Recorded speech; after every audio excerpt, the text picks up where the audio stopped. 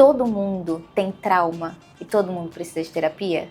Todo mundo precisa de terapia é uma afirmação que eu não faria. Até porque, Fer, o que eu acredito de terapia é um pouco diferente do que até mesmo a própria visão terapêutica diz sobre, né? Eu não gosto desse conceito da pessoa ser dependente de processo terapêutico. Né? Eu acredito que a pessoa, o indivíduo, ele precisa criar autonomia dentro do seu processo. Ele precisa aprender a lidar com si mesmo e não ficar dependente de ir até uma sessão toda semana ali para alguém lhe dizer como agir, como sentir e o que fazer. Né? Agora, sobre todo mundo tem trauma, todo mundo tem trauma. Nasceu, tem trauma. Porque o próprio nascimento já é um movimento desconhecido. A gente está chegando num lugar que a gente não sabe nada, que a gente não sabe se... já tá lutando ali para viver, né? Para sobreviver. Nesse caso, o exemplo aí do câncer de mama. Tratando o trauma, o câncer desaparece? Tive uma paciente que ela foi assim, o meu xodó da vida, porque ela foi minha paciente por quase 7 anos. Caramba. E ela faleceu hoje. E ela era uma paciente paliativa já, né? De câncer e tudo mais. E aí ela sempre falava pra mim... Ela tava muito bem dentro desse processo, né? E aí ela falava pra mim, quando ela tava na UTI já no final, ela pediu que eu fosse até lá, eu fui. E aí ela falou, eu queria que você me atendesse. E ela já sabia que ela tava no final, né? E ela aceitava isso, assim, de uma forma que até hoje eu não consigo alcançar, né? O nível de evolução dela ali. E aí ela falou, Flá, eu queria que você me atendesse. Eu falei, eu não posso te atender. Por quê? Muitas vezes o que o nosso corpo entende como processo de cura? Acabar. Bem-vindo ao episódio de número 23, episódio 23 do Fernanda Emboaba Talk Show. Hoje, já rolou assim uns 3 podcasts antes do podcast, porque o assunto de hoje é tão maravilhoso de conversar, de entender, de estudar sobre isso, você vai entender ao longo dessa conversa. E o assunto de hoje, eu posso te dizer que assim, é a base para absolutamente qualquer coisa que a gente for fazer na vida. Mas trazendo aqui para nossa realidade da internet, eu acredito que seja talvez um pouquinho mais importante ainda a gente investir nessa frente, que é o autoconhecimento, que é o desenvolvimento pessoal, que é você realmente estar conectado com a sua essência, com a sua identidade, porque não só a gente precisa estar muito firmado nisso para aguentar, porque a hora que a gente começa a alcançar realmente números mais interessantes, normalmente vem os haters e aí às vezes a gente não está preparado para lidar com isso. Então tem essa parte, mas mais do que isso, é uma pauta que eu tenho trazido muito aqui para conversar com você, que é a questão da autenticidade. A gente não consegue ser autêntico se a gente não souber efetivamente quem a gente é, né? E posso te dizer que uma das perguntas mais difíceis que até hoje eu tenho para responder é: quem sou eu? Pode parecer a pergunta mais simples do mundo, mas é a mais difícil, porque se a gente tira o que a gente faz, normalmente a gente não sabe muito bem o que responder. Toda essa introdução, só para você ter uma palhinha, um cheirinho do que a gente vai conversar aqui hoje. E agora eu vou te apresentar a minha convidada, olha só. Ela é psicoterapeuta integrativa, já fez mais de 12 mil processos ao longo de 10 anos de atendimento. E ela trabalha em 3 pilares fundamentais, olha só que legal. Trabalha no pilar físico, mental e espiritual. Estou recebendo aqui hoje a Flávia Paiva. Bem-vinda, Flávia. Obrigada pelo convite, um prazer estar aqui contigo. Estou muito feliz de te receber. Tá? Primeiro de tudo, deixa eu só falar uma coisa, assim, entre aspas, ao vivo, que você é muito linda. Ah, muito obrigada. É muito linda, eu precisava falar isso. Falei ontem pra Edinho, a pessoa que vem aqui amanhã, a convidada de amanhã é muito linda, você vai ver só. Eu precisava falar isso ao vivo para reconhecer que realmente é muito bonita. Sua. Na internet mas pessoalmente ainda mais.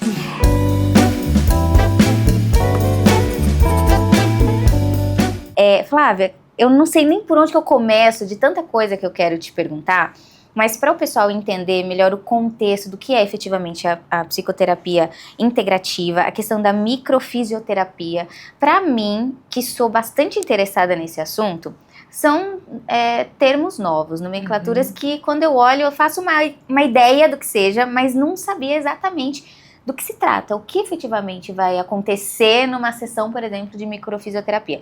Então eu quero te ouvir um pouquinho primeiro, para dar esse contexto do que é esse trabalho que você faz, como que ele funciona, de onde que ele vem, e aí a gente continua a conversa. Certo. Fer, eu sou fisioterapeuta de primeira formação, e aí eu trabalhava na área de ortopedia e de medicina desportiva, trabalhei por 5 anos, e aí algo que eu prestava muita atenção e que era muito comum ali na prática da ortopedia, eram as dores do nada.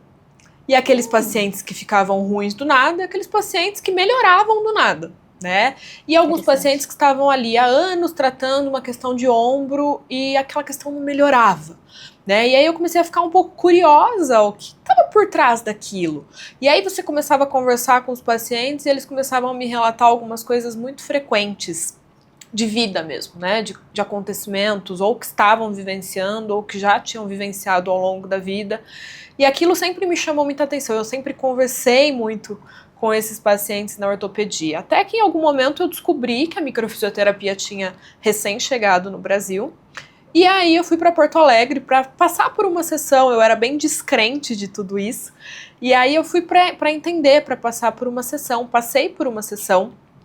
A microfisioterapia, para quem não sabe, é uma técnica francesa, onde é identificado no corpo do paciente todas as sobrecargas que existem, né? Ela tem origem embriológica, então não é adivinhação, não é nada disso, né? Pelo contrário, onde a gente busca no corpo desse paciente tudo aquilo que é sobrecarga. Eu falo que no nosso corpo é como se tivessem copinhos. Tem o copinho da perda, o copinho da frustração, o copinho do abandono, da rejeição. E ao longo da vida a gente vai vivenciando episódios. Então a gente perde o cachorrinho quando a gente é criança, a gente perde a nossa avó, a gente perde uma amiga querida na escola. E aí chega uma hora que esse copinho transborda. E aí é justamente no transbordo desse copinho que aparecem os sintomas, as doenças, os padrões de comportamento repetitivos e tudo mais. E aí quando eu fui conhecer essa técnica, eu me apaixonei, né, enlouqueci ali, e aí fui buscar as formações, busquei e comecei já a atender. E aí depois disso eu comecei a sentir necessidade de vivenciar alguns contextos mais terapêuticos por conta das questões emocionais que surgiam ali. E eu já fazia terapia, já fazia análise desde a faculdade, então eu tenho hoje 16 anos de processo analítico, digamos assim. E aí eu me aprofundei nos estudos, primeiro da psicanálise, depois eu fui fazer uma especialização em psicologia analítica, que é a psicologia de Jung, né? Uhum. E aí hoje eu junto tudo isso dentro do meu trabalho, né? E aí a gente consegue trabalhar os 3 pilares, que é o corpo físico, então toda essa questão da saúde física, dos sintomas, de um conceito de saúde, não de doença. Vamos dar condições de vitalidade para que o nosso corpo reaja, né, através de suplementação, através de estilo de vida, de rotina, de limpeza mesmo, de toxina e tudo mais. Mas vamos olhar também o que está por trás, o que é a raiz de tudo isso, seja em nível emocional, seja em nível energético e espiritual. Hoje, até feliz de estar aqui, bem nessa data, né? Eu brinco que eu vivi para ver isso. Agora, no Brasil, a gente tem alguns comitês dentro do Conselho de Medicina já estudando a fé e a espiritualidade como um conceito de saúde, e isso foi agora, muito recente, há algumas semanas, que foi aprovado esse comitê. E quando foi aprovado, eu até brinquei, eu falei, faz 10 anos que eu sou taxada, né, e julgada por conta disso, então a gente fica muito feliz de ver que agora estão reconhecendo isso como um pilar importante da saúde também. Então, basicamente é isso.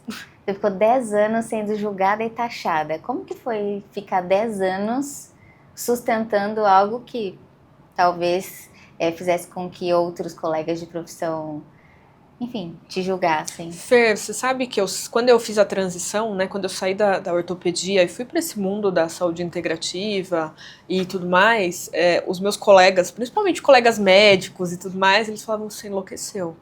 Não é possível, você enlouqueceu. Não é possível que você vai falar que uma questão ali, que uma fibromialgia, que uma enxaqueca tem relação emocional. Não é possível que você vai falar que tal coisa tem relação espiritual. E aí por 10 anos, mas eu acho que eu vivi muito todos os processos, Fer.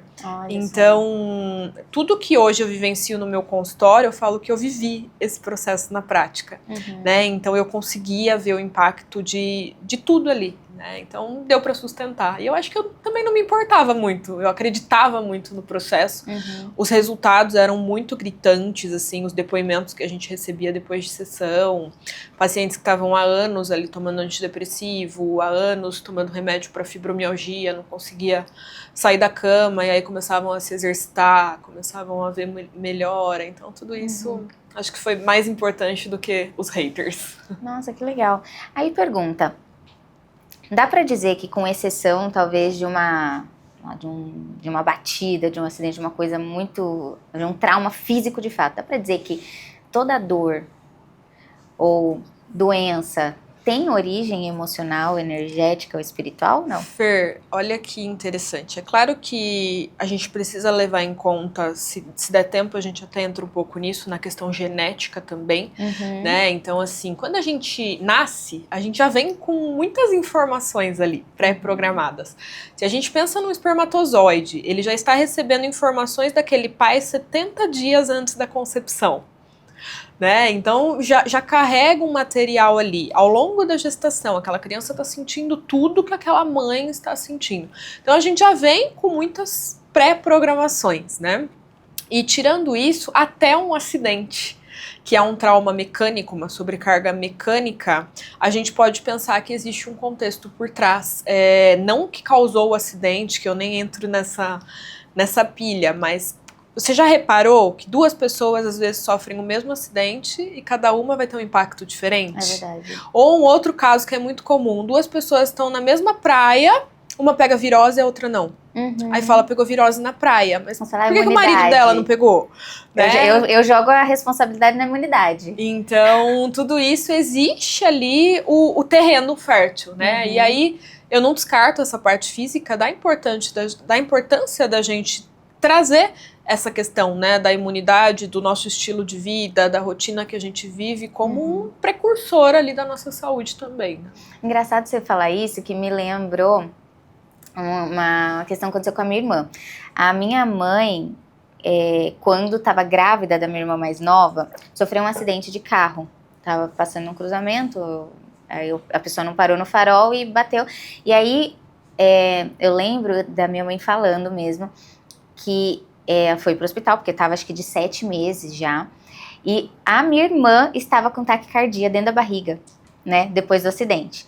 E olha só que coisa, assim, eu falo que só pode ser a carga genética, porque depois de muito tempo que eu fiz essa associação, eu fiquei, assim, chocada pensando nisso, que foi, a minha irmã, quando tinha mais ou menos uns 7, 8 anos, do mais absoluto nada, ela começou a desenvolver uma fobia quando a gente parava o carro no farol lá, que a gente ia da minha casa pra escola, aí tinha uma subida, a escola já era aqui, nessa subida tinha um farol, e aí a gente ia parar no farol. Todas as vezes que a gente ia parar nesse farol, assim, começou do nada.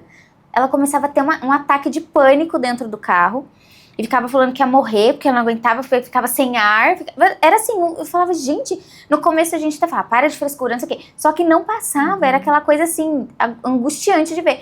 Aí chegou uma fase que minha mãe nem tava parando mais no farol, já tava indo direto, a gente, meu Deus, de onde veio isso? Nunca foi fazer terapia pra entender, mas do nada também parou. E a gente nunca entendeu, foi nada, a gente sempre achou que foi uma fase da Natália, teve um surto da... Não, provavelmente foi um gatilho. Então, né? e depois que eu fui ouvir alguém falando, acho que de epigenética, tal, que eu comecei a fazer essa associação, falei, olha só como pode fazer sentido. Sim. E é engraçado te ouvir falando disso exatamente por conta disso. Aí, emenda a minha pergunta que é, se a gente necessariamente vem com toda essa carga, né, da mãe, do pai e tudo mais, dá pra dizer que todo mundo tem trauma e todo mundo precisa de terapia? Todo mundo precisa de terapia é uma afirmação que eu não faria, até porque, Fer, o que eu acredito de terapia é um pouco diferente do que até mesmo a própria visão terapêutica diz sobre, né? Eu não gosto desse conceito da pessoa ser dependente de processo terapêutico. Né? Eu acredito que a pessoa, o indivíduo, ele precisa criar autonomia dentro do seu processo, ele precisa aprender a lidar com si mesmo e não ficar dependente de ir até uma sessão toda semana ali para alguém lhe dizer como agir, como sentir e o que fazer.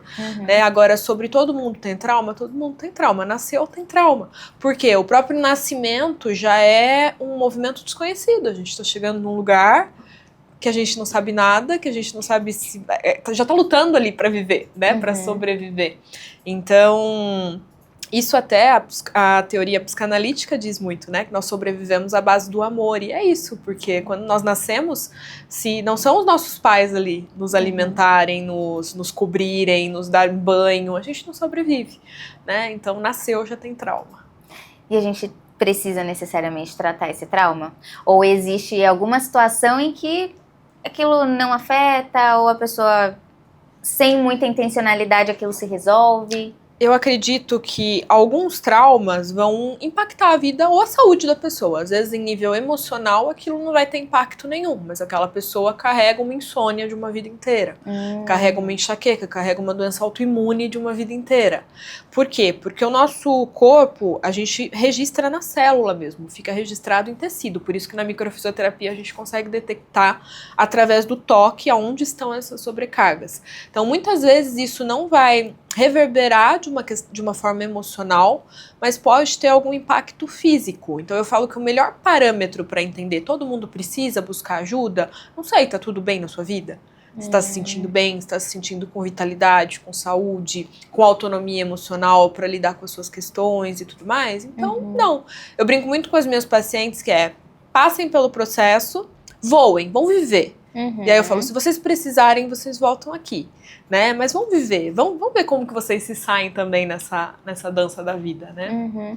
Interessante. E aí você falou que começou a se interessar por essa pauta porque você percebeu que lá na fisioterapia era recorrente a dor, etc.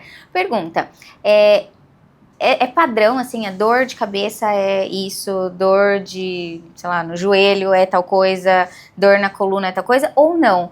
Porque eu já ouvi falar da questão de somatizar, né? Que a gente somatiza e cada um somatiza de um jeito e desconta de um jeito diferente. Eu, por exemplo, tenho gastrite. E eu sei que tem um pouco do emocional mesmo. Quando eu tô muito ansiosa, muito tensa com alguma coisa, eu sinto que eu fico com mais azia, né? Então eu sei que eu somatizo ali. Mas existe um padrão ou não? Então, não necessariamente, você sabe que isso, principalmente na rede social, chega muito pra mim. Eu tô com dor no estômago. O que é? Qual conflito? Né? E o que vai depender, Fer? Depende de qual tecido que tá acometido. Então, por exemplo, num caso de um câncer de mama, por exemplo, existe uma questão emocional por trás? Existe uma sobrecarga emocional associada ali a outras questões? Sim, existe. Para eu conseguir ajudar esse paciente a detectar, identificar o que é, eu preciso entender exatamente aonde está aquilo. É num ducto mamário? É numa glândula? Por quê? A depender do tecido que está acometido, vai ser a origem traumática daquilo. Então é um pouquinho além, né, do que a metafísica, por exemplo, da saúde diz, né? Joelho é tal coisa, coluna é tal coisa. Né? Algumas outras questões, eu até brinco que eu arrisco um pouco mais. Então, uma pessoa está com enxaqueca ali há muitos anos. Eu falo, enxaqueca tem muita relação com estilo de vida, com alimentação e tudo mais, mas também com situações que a pessoa está em cima do muro, situações que ela... e aí eu sempre explico por que o cérebro está precisando criar aquele mecanismo a partir disso. Mas para a gente saber exatamente a origem, vai depender do tecido acometido. E nesse caso, exemplo aí do câncer de mama, tratando o trauma, o câncer desaparece? Ou uma vez que ele apareceu, aí só com tratamento médico? Você sabe que cura, Fer, é um negócio muito subjetivo, né? Jung mesmo traz que cura não é desaparecer a questão. Cura é a pessoa conseguir ter vida a partir daquela questão. Né? Então é muito difícil prometer cura de algo. Já vi pessoas se curando de muitas coisas, né? Dentro ali do consultório. Mas aqui eu vou associar que foi porque ela descobriu o trauma dela ali numa sessão? Não sei, pode ter sido pela fé dela, pode ter sido pela medicação que ela tá tomando com o médico dela, que é uma outra coisa que eu falo pros pacientes. Eu falo, uma coisa não invalida a outra. Continua a sua quimioterapia, faz isso daqui, investe na sua fé, faz tudo. Né? Quem vai se beneficiar é você dentro de tudo isso. Então, existe a possibilidade. Por quê? Dentro de um processo, quando a gente estimula ali manualmente aquele registro traumático, é como se o corpo entendesse que ele não precisa mais manter aquele registro ativo. Só que aí entram alguns fatores que vão influenciar, que é o quê? Às vezes eu tô tratando uma questão ali de abuso com a pessoa e aí ela continua convivendo dentro de questões abusivas, ou seja, aquele corpo não vai responder. Ou às vezes, por mais que eu estimule aquele corpo, o tecido não tem vitalidade para responder. Ou seja, ela não tem uma imunidade ok, ela não... Fisicamente, ela não tem condições ali de vitalidade para restabelecer aquele tecido. Então, são muitas coisas envolvidas. E quando a gente fala de processo, é algo muito, muito louco, assim, né? Eu tive uma paciente que ela foi, assim, o meu xodó da vida, porque ela foi minha paciente por quase 7 anos. Caramba. E ela faleceu hoje. E ela era uma paciente paliativa já, né, de câncer e tudo mais. E aí ela sempre falava pra mim, ela tava muito bem dentro desse processo, né? E aí ela falava pra mim, quando ela tava na UTI já no final, ela pediu que eu fosse até lá, eu fui. E aí ela falou, eu queria que você me atendesse. E ela já sabia que ela tava no final, né? E ela aceitava isso, assim, de uma forma que até hoje eu não consigo alcançar, né? O nível de evolução dela ali. E aí ela falou, Flá, eu queria que você me atendesse. Eu falei, eu não posso te atender. Por quê? Muitas vezes o que o nosso corpo entende como processo de cura? Acabar. Finalizar o processo. Né? E aí eu falei pra ela, eu não suportaria te atender nesse contexto. Né? E saber que o seu corpo poderia acelerar alguma coisa aqui. E ela falou, não, eu compreendo e tudo mais, né? Então, o nosso corpo, biologicamente, ele tem formas diferentes de lidar com os processos. Nossa, eu me arrepiei todinha. Nossa, isso é bem forte. Depois eu posso até te perguntar aqui como é que é pra você, pessoalmente, lidar com tudo isso, porque todo mundo fala, eu já ouvi, né, muita gente falando que todo terapeuta precisa de terapia pra conseguir justamente digerir isso tudo, né? Mas eu acho que é muito além, porque como o teu processo ele é muito aprofundado, eu não sei se você não acaba de algum jeito, eu não sei qual que é a palavra, mas de alguma forma essa energia não passa pra você, pelo menos parcialmente. Como que funciona isso pra você? Fer, você sabe que eu falo que eu já saí daquela fase, né? Porque quando a gente começa a ser terapeuta, digamos assim, a gente entra muito naquilo, não posso me envolver com o paciente, né? Uhum. E aí hoje eu falo, já não existe isso pra mim. É claro que eu vou me envolver com o paciente, né? Eu não trato um sintoma, eu trato uma história, né? Então hoje existe, claro, é claro que hoje são muitos processos. Então hoje eu acho que eu fiquei um pouco mais dura de conseguir lidar com algumas questões, mas tem coisas que me atravessam com muita força, né? Tem pacientes que a gente acaba criando ali um vínculo mais profundo, de certa forma, né, dentro da questão, mas eu preciso sempre me lembrar qual é a minha função ali, né? Esses dias um paciente falou, você me curou. Eu falei, eu não te curei, você se curou, né, porque eu preciso me lembrar da minha função. A minha função aqui é só te direcionar no seu processo, o processo é seu, né, porque senão se torna insuportável, né, se o paciente tiver um progresso ou não, aquilo vira um peso muito grande para nós. E agora não foi aqui, a gente não estava gravando não, né? Acho que foi antes do podcast, de a gente começar a gravar, que você comentou que em uma semana você atendeu não sei quantas mulheres que tinham passado por abuso. Foi antes de começar a gravar, né, que a gente falou disso. Já misturei aqui, porque a gente já estava na pauta já antes de começar a gravar. Eu quero te ver um pouquinho sobre isso. Como foi, da tua perspectiva, como que foi para você se deparar com tantas pessoas na mesma situação? E como que é esse processo de eu não sei qual que é a palavra, detectar, perceber, sentir, qual que é a palavra correta para falar. Como que é esse processo de você identificar isso? Foi em 2020, Fer. Coincidentemente, né, o meu público era 99% feminino dentro do consultório, né? E aí eu já tinha alguns projetos com mulheres, eu já vinha num processo muito meu dessa questão de curar o feminino, mas não dessa questão estereotipada do feminino, né? Curar o feminino, então vamos ser mais dóceis, mas não, olhar, né? Eu tenho um útero aqui dentro, ele cria vida, ele cria... O que eu preciso me entender aqui, né, com essa força? Então eu já vinha num processo muito pessoal meu, e aí foi em 2020, foi um sábado, a primeira vez que isso aconteceu. Eu fiz um atendimento, na época eu atendia aos sábados, e aí eu recebi 7 pacientes nesse sábado, e as 7 pacientes me abriram que tinham passado por uma questão de abuso sexual na infância. E dessas 7, 4 me relataram que nunca tinham conseguido falar disso com ninguém, em processo terapêutico e tudo mais. E eu atendi, né, essas mulheres ali, algumas delas eu já tinha detectado na maca antes, através da técnica, algumas elas mesmas me contaram. E aí quando eu saí dali, eu falei, meu Deus, o que é isso, né? E aí continuou a semana, ao longo da semana vieram mais 10, então foram 17 pacientes. Meu Deus. Com um quadro de abuso sexual ali numa mesma semana. Para quem acredita em Jung, a gente acredita que existe um campo do coletivo, né? Então, de certa forma, aquele campo estava reverberando, e ali eu acho que foi o momento que mais ficou forte para mim essa questão do pilar da espiritualidade, né? Porque eu falava, sozinha eu não dou conta. né? Sozinha eu não consigo. Talvez eu consiga tratar essas mulheres, mas eu não consigo abraçar essas mulheres, eu não consigo olhar nos olhos dessas mulheres, né? E aí foi dentro de tudo isso que a gente começou a desenvolver esse terceiro pilar, digamos assim, né?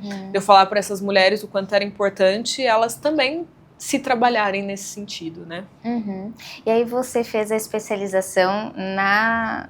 Como que é? Técnica junguiana? Não? Na verdade, eu fiz uma especialização em psicologia analítica, que é a psicologia junguiana, né?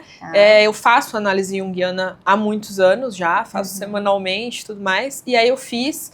E aí isso é até uma questão, às vezes as pessoas me perguntam, mas você é analista junguiana?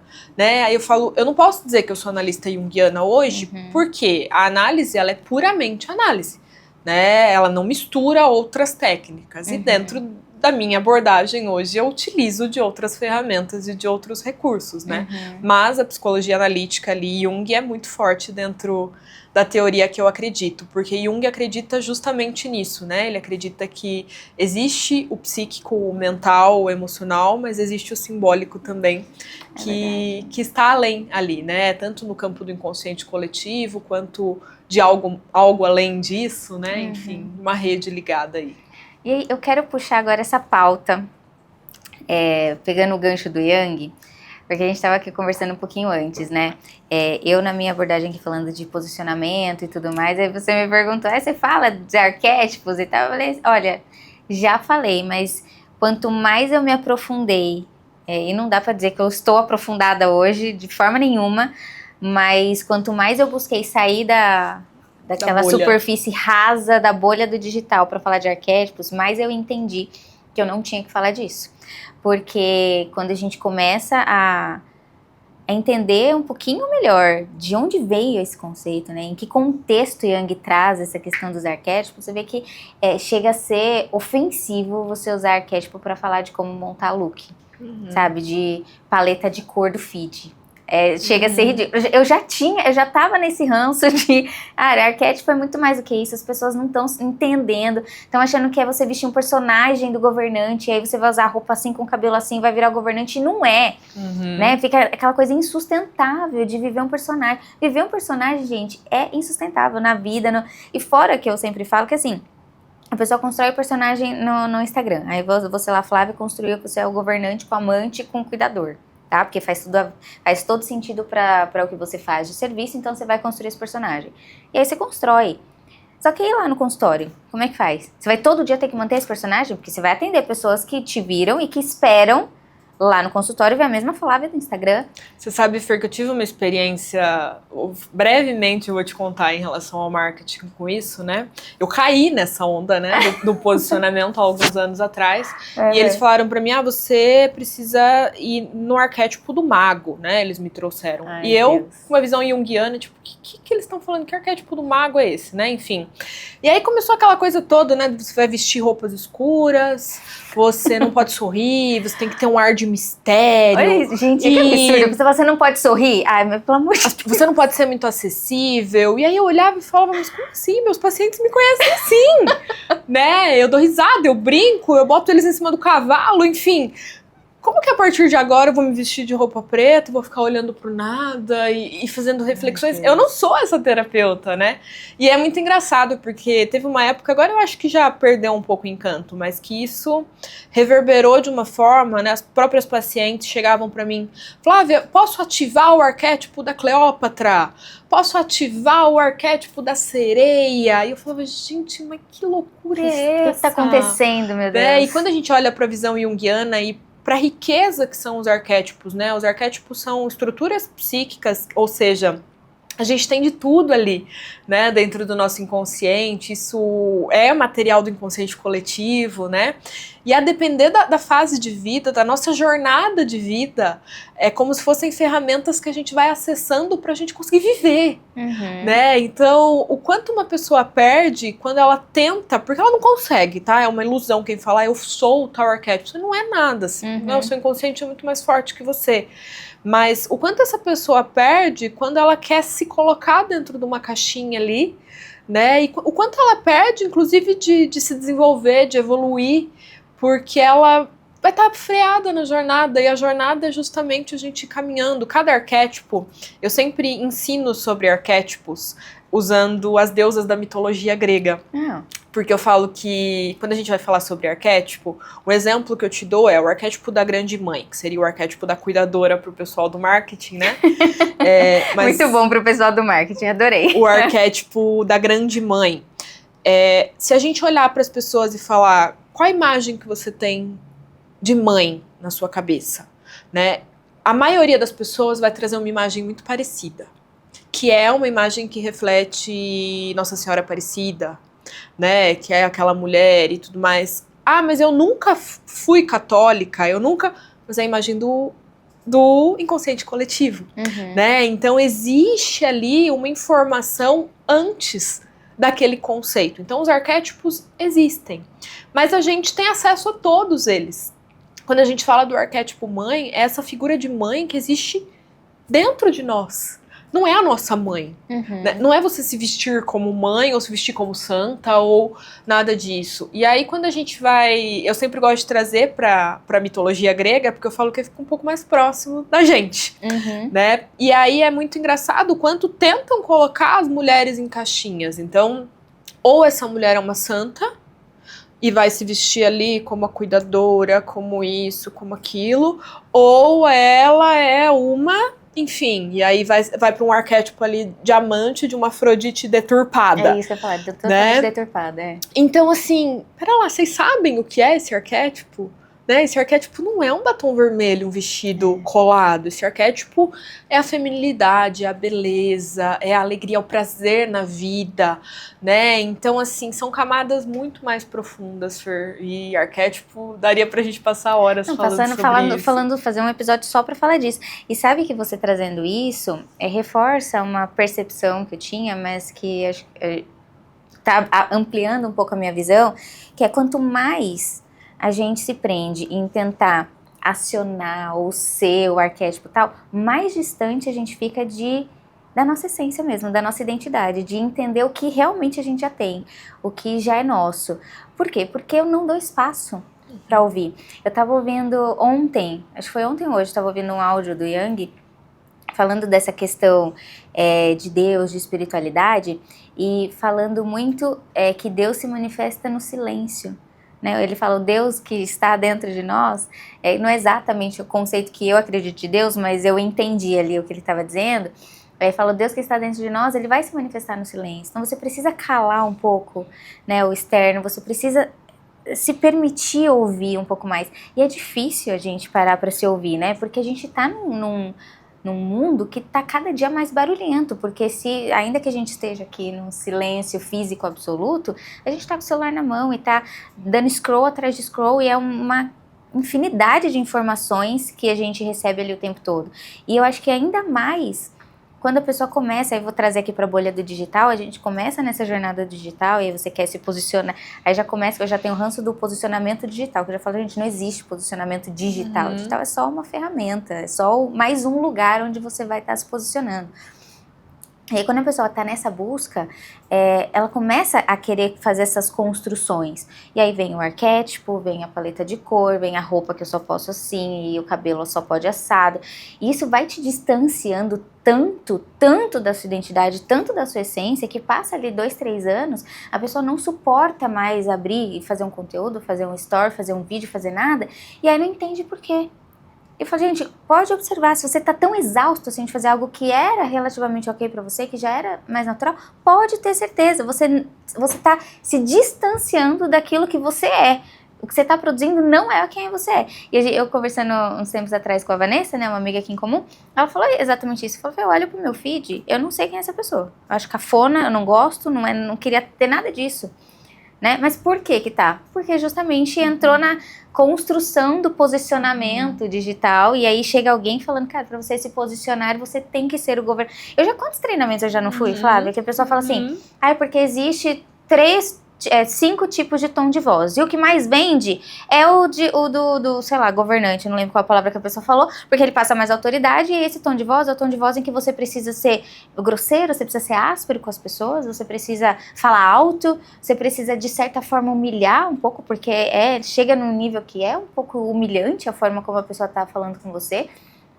Eu falo, gente, o meu dilema com o digital começou quando eu comecei a olhar pra isso. Falei, cara, se eu tenho que ser grosseira pra vender, se eu tenho que ser, eu tenho que me colocar acima de tudo e todos pra vender, se eu só posso usar o cabelo assim pra vender, se eu não posso usar outra coisa, então eu não vou vender, porque eu não tô disposta. Sim. Sabe? Eu comecei a entrar nessa neuro, e eu acredito que é uma neuro em que muita gente entra. Eu já conversei com dezenas de pessoas nos últimos meses que estão na internet há anos, que já fizeram milhões. Até veio aqui o Renatinho, né, Edinho? Eu trouxe ele para falar exatamente sobre o burnout digital, que foi um processo que ele, inclusive, está começando a sair disso agora. Porque entrou nessa. Para eu vender, eu tenho que fazer assim, tem que ser desse jeito, eu tenho que me posicionar assim, e chega uma hora que você não suporta. É intolerável, é insuportável viver num negócio que não é o que a gente é de verdade, né? Falei esse monte de coisa porque eu quero te ouvir mais, trazendo essa perspectiva de identidade, da essência. Como que é esse processo de... Aí vamos trazer aqui para o Jung, né? O processo de individuação. Nos tornarmos cada vez mais quem verdadeiramente somos. E isso resulta não em nos tornarmos cada vez mais perfeitos, né? Muita gente fala, nossa, estou no meu processo de individuação, estou me tornando evoluída. Não, pelo contrário, é justamente o processo de eu conseguir integrar cada partezinha minha. Ou seja, de eu entrar em contato ali com as minhas sombras, que são partes minhas que não são trabalhadas, que não são evoluídas, que são reprimidas, são partes ali que a gente não se orgulha dela, digamos assim, né?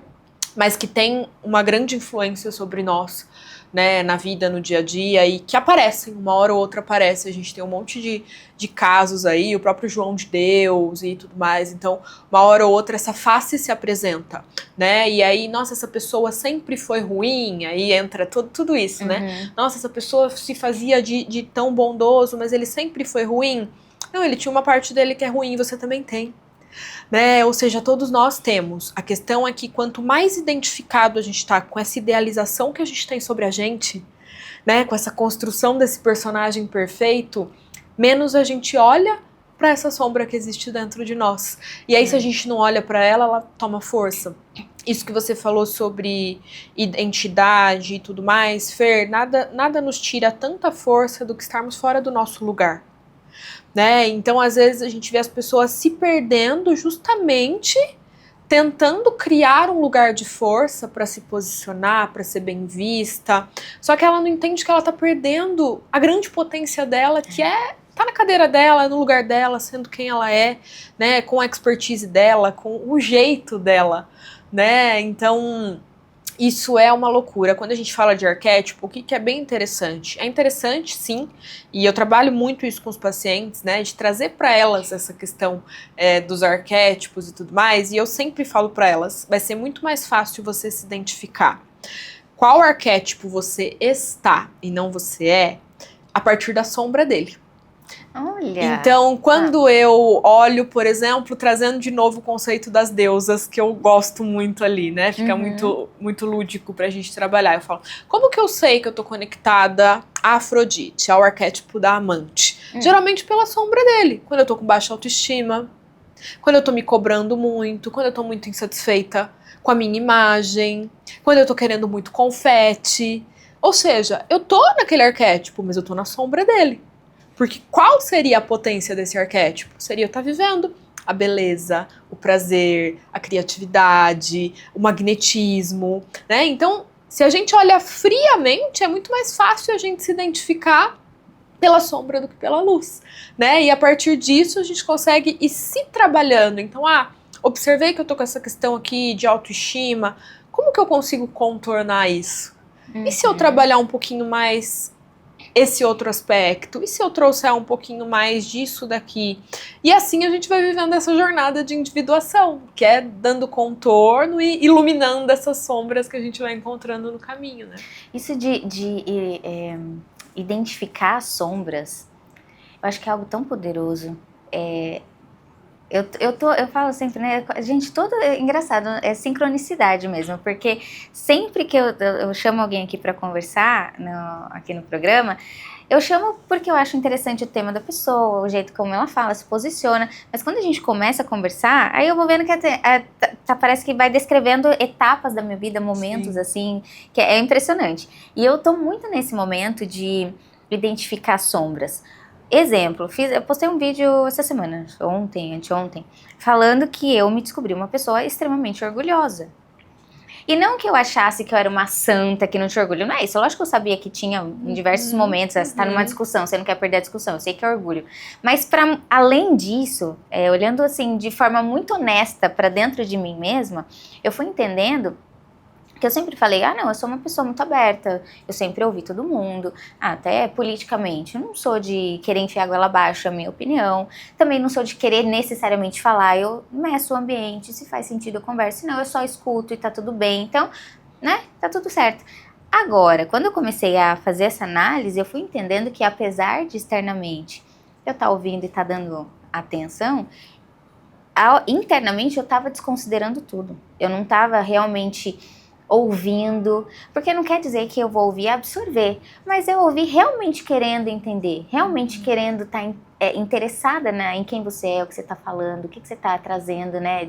E eu não fazia isso. E isso aqui numa conversa nossa é uma coisa. Agora, isso eu com meu marido afeta completamente o relacionamento, porque ele está falando, às vezes, de alguma coisa que ele está insatisfeito, e eu tô ouvindo, mas internamente eu tô, nossa, nada a ver. Nossa, que saco, que não sei o quê. Tá. E aí isso me bloqueia. Inclusive, e principalmente, que é esse processo que eu tô percebendo, de me melhorar. Porque a gente vai, nesse meu processo de entender esse orgulho, eu falo assim, eu no meu orgulho, eu não me dou a oportunidade de ouvir o que dessa pessoa tá dizendo, que realmente é algo que eu preciso olhar. Eu falei isso com o Pedro esses dias. Eu falei assim, eu tô entendendo exatamente isso, porque a gente discutiu. Pode ser que 80% do que você falou fosse só raiva, mas tem 20% disso tudo que você me falou que realmente eu preciso olhar. E como que eu comecei a perceber isso? Foi justamente ouvindo as coisas do Jung. Ele falando assim, você precisa sempre analisar que as emoções que são geradas, né, nas interações, elas vão dizer sempre alguma coisa sobre você. E passar a olhar para você e perceber os seus comportamentos, as suas emoções, assim, é um universo paralelo que se abre, que é impressionante. E eu comecei a perceber isso. Ele falou, se alguém falou alguma coisa e você sentiu raiva, olha para isso aqui. E pode ser, né, esse ponto. Você sentiu tristeza, ficou magoado? Pode ser esse outro ponto. E isso foi revelador. E aí, isso dá justamente o poder, porque uma vez que a gente... É o tipo de coisa que não dá pra desver, né? Sim. E uma vez que você conseguiu perceber isso, eu falei isso na terapia ontem, eu falei assim, esses dias, assim, foram um caos, porque eu tô com uma situação na empresa, e aí bateu o carro, e não sei, sabe? Aí eu tava indo pra um compromisso, estourou o pneu, e aí veio me socorrer. Sabe aquele dia que foi um caos? Eu cheguei na terapia e falei, mas eu tô tão feliz no meio desse caos, sim, porque eu consegui olhar pro caos, identificar o que eu tava sentindo, e não reagir, simplesmente, e conseguir entender, não, eu tô sentindo isso por conta disso, eu posso fazer isso aqui pra resolver, eu não preciso só reagir. Eu falei, tô no meio do caos, nunca tive no meio do caos tão feliz enquanto eu estive por conta dessa percepção. E aí eu quero te ouvir um pouco sobre esse processo que é identificar essa sombra, como que eu identifico a sombra, o que eu faço com a sombra depois que eu identifiquei ela? Essa sombra desaparece? Ou eu só aprendo a lidar com ela? Né? Fer, uma forma fácil da gente entender isso nós somos moldados pela forma que nós aprendemos a viver. Uhum. Então, a nossa infância, de certa forma, ela é muito importante em toda a nossa percepção de vida, tá? Então, muito do que a gente enxerga é com as lentes dos traumas da nossa infância, tá? Então, dentro de um contexto, eu gosto muito de brincar com exemplo. Se você estiver usando um óculos vermelho, que é uma ferida emocional ali de um abandono da infância, onde seus pais não foram presentes, onde eles falharam em momentos que você precisava da presença deles. Pode ser momentos que hoje, você olhando para aquilo, dizer, bobagem, era só uma apresentação de escola, era só... Mas aquela criança, quando sentiu aquilo, ela sentiu profundamente aquela dor, e aquela dor ficou registrada nela, né, como uma ferida emocional. E aí hoje, qualquer contexto de abandono para aquela pessoa, ela tá vestindo aquele óculos daquela lente daquela criança que foi ferida, né? Então, essa pessoa, ela vai interpretar aquela situação com uma percepção e com uma lente completamente diferente de uma pessoa que não vivenciou um trauma desse, né? Então, quanto maior o nosso conhecimento sobre a nossa história, os nossos traumas, e aí entram as nossas sombras, muito das nossas sombras foram originadas nesses traumas da infância, que foi onde a gente teve que se moldar ali, de certa forma, né? Enfim, cada um dentro dos seus contextos, mas muito foi criado a partir disso. Quanto mais a gente vai tomando consciência, eu falo que mais próximo a gente fica dessa sombra e consegue negociar e barganhar com ela, né? De olhar e falar, hoje eu me vejo nesse contexto, eu sei que isso é um terreno assustador ali, desafiador para mim, mas eu já tenho consciência disso, então hoje eu consigo passar por ele como adulta. Não é aquela criança que está passando por isso. Então, não é sobre eliminar a sombra, não é sobre eliminar o trauma, mas é sobre a gente ter essa consciência, essa clareza sobre ele e ter ferramentas psíquicas ali para dar um contorno nessa situação hoje. Entendi. Isso é o ressignificar o trauma. Isso é ressignificar o trauma. E aí entra algo que é muito louco, né? E isso sempre... Eu já tive algumas equipes de marketing trabalhando comigo e era muito louco porque eu tinha umas chatices, assim, muito específicas. Então eles diziam assim, um post meu que eles faziam escrito, tem que perdoar pra se livrar da mágoa. Aí eu sentava com eles e falava, gente, vem aqui, nem tudo tem perdão. Não tem perdão, não é tudo que tem perdão. Para uma pessoa pode ter perdão, a outra pode não ter capacidade, ela pode não suportar, ela pode não ter manejo psíquico para perdoar aquela situação, né? Então tudo é muito subjetivo dentro desse universo, então é muito individual o processo mesmo, né? E aí você falou um pouquinho sobre... Peraí, antes de eu entrar nessa pauta, deixa eu fazer uma outra pergunta que eu notei aqui, porque senão eu vou mudar de assunto. Você falou sobre processo de individuação, é entender quem você realmente é, que a gente traz muitas coisas da nossa infância e tudo mais. Aí, acho que a pergunta de milhões é como que eu identifico o que é realmente meu e o que me foi ensinado e eu passei a carregar como se fosse meu? Isso não é seu? Não sei. Isso é seu também. Se eu passei a carregar como se fosse meu, ele virou seu. Né? E aí é a gente se reconhecer também a partir disso. Afinal de contas, você aprendeu a ser assim. Não tem como dizer. E isso vira, de certa forma, Fer, quase que uma muleta. Né? Da pessoa falar assim, mas eu não fui assim. Eu fui assim porque meus pais me fizeram ser assim na infância. Mas você foi assim a vida inteira. Você sabe ser de outro jeito? Então, de repente, vamos tentar ser de outro jeito? Às vezes eu falo pro paciente, né? Eles falam assim, mas eu não sou assim. Eu fui assim desde a minha infância, os meus pais me fizeram ser de tal forma. Eu falo, você quer tentar ser de outro jeito? Experimenta, de repente você gosta. Ou não, de repente você precisa ser desse jeito. É assim que você se sente feliz, se sente bem. Né? Então, como que a gente identifica? A gente identifica na nossa vida, né? Como que é manejar tudo isso? Como que é viver? Quais são os padrões que se repetem na minha vida?